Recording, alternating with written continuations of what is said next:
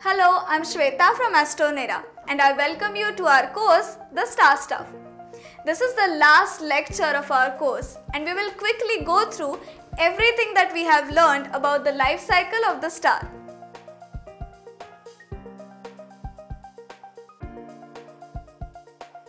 We understood that the stars are born from the dense cold nebulae which are made up of the interstellar medium. Then we understood how it is important to do the classification of the stars and how the HR diagram helps us to do that and also makes it easy to understand the stellar evolution. As an astronomer cannot observe a single star from its birth until its death, we learned that the stars we observe today are in different stages of their life cycles.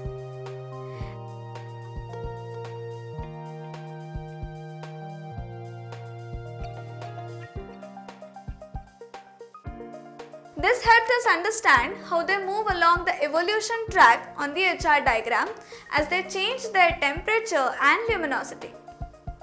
After seeing how the stars evolve, we understood how the low-mass stars undergo several bursts and die a spectacular death as a planetary nebula. Since the stars come in variety, they have different types of deaths as well. So we also learned about how the high-mass stars die a violent death, becoming a supernova. We finished up with understanding how the material left behind by these supernovae eventually end up in interstellar medium and later become a part of thousands of more stars. So the life cycle of the star continues.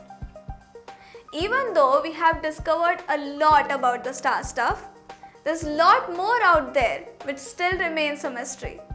I hope you enjoyed the course Star Stuff. Stay tuned with Astronera for more courses with lots of interesting topics.